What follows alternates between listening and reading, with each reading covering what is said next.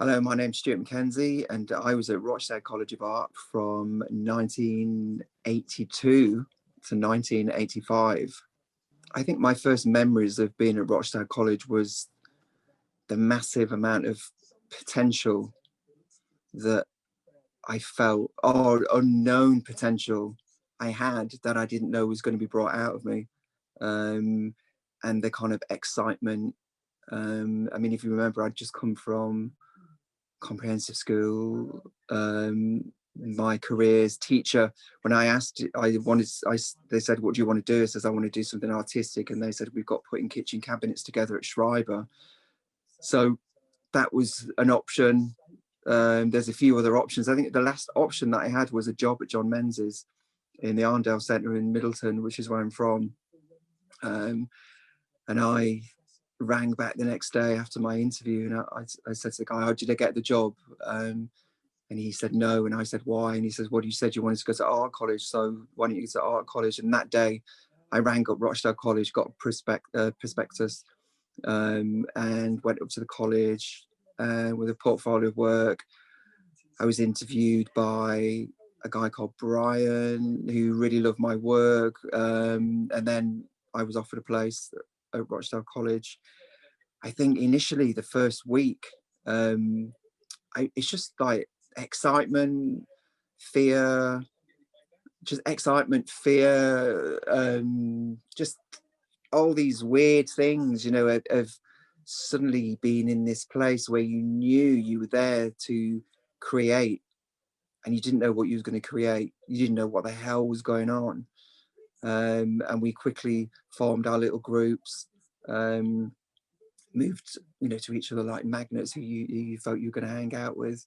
I think there was a massive camaraderie as well, between the students, which was great, and a real kind of looking out for each other. Because there was a kind of nervousness as well, of what's expected of you, because it's not quite like school, but you've just come from school. And remember, I was 16 as well. So I think trepidation, but I think behind it all was that just a massive kind of excitement, thinking, wow, this is like really something. I mean, I knew about the college because there was a band from where I'm from called the Chameleons, and two of the Chameleons, Dave Fielding and Reg Smithers, both had gone to Rochdale College. So it almost felt like a rite of passage to kind of go there, and also a luxury to go there as well, because it was, I don't want to sound like a cliche, but it was unheard of for people from my background, or I didn't know anyone personally, although I knew that both the members of the Chameleons. It wasn't like I'd been to school with anyone who'd gone to art college. Some of the notable tutors like Emrys, I remember, I think in the first week or something like that, he took us on a building site. This was a sculpture tutor. He took us on a building site, and we just made a den.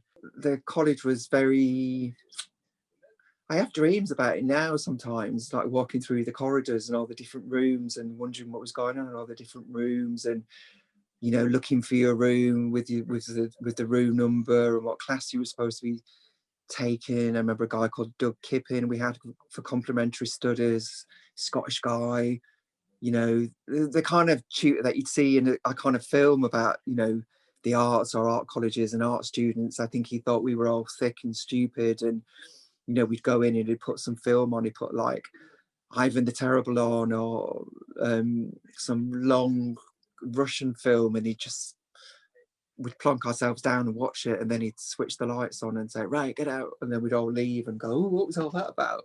And it was up to us to make connections and put two and two together, and ask questions.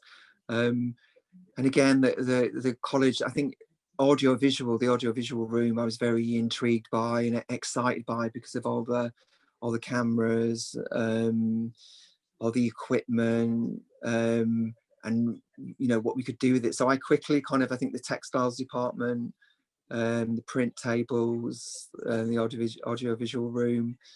I think one of the tutors, Julian Smith, one of my earliest tutors with him, I kind of looked up to him a little bit. He had these NHS glasses on, and he was from London, so he had a bit of a kind of London accent, you know, and I've never met anyone from London before. And he was like, well, I think you're really into the like image and visual like Andy Warhol or something like that, so maybe you should kind of like look at that kind of thing, you know. And that really helped me focus my attention on what I might look at, what I might want to research. And also just him saying that I can see that you're aware of image, you're aware of yourself visually. That was really helpful for me. It was a really you know, point in the right direction. I can only say you feel like some small fly walking through the corridors of the college, you know, just looking around, you know. And I'm a bit scared of the tutors as well, because they seem quite arrogant and not to care, you know, but I guess that was their kind of bravado as well, of being tutors and just wanting to be, you know, a little bit aloof and stuff. So it's quite, you know, it was an experience. And I've always tended to think I'm very shy, but looking back and from what people have told me of then, I wasn't so shy. I did used to go red quite a lot. I used to blush quite a lot.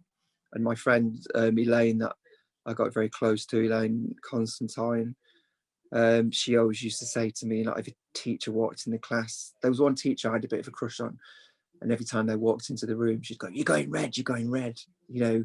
And also, I used to wear a lot of jumpers because I hated being quite skinny, so I used to kind of like layer up to make myself look a bit more stocky, you know. So the kind of layering up of jumpers.